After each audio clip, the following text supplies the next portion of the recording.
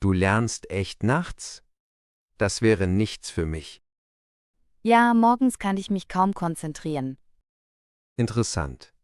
Ich finde, morgens bleibt mehr hängen. Aber abends ist es ruhiger.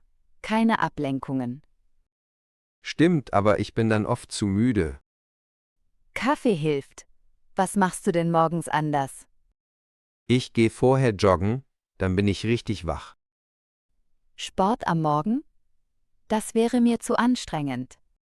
Probier's mal aus. Vielleicht überrascht es dich. Vielleicht. Hast du abends gar keinen Elan mehr? Nicht wirklich. Da schaue ich lieber einen Film. Ach, Filme. Da kann ich dann nicht mehr abschalten. Ich hätte gedacht, das entspannt dich. Nee, ich denke dann über alles nach.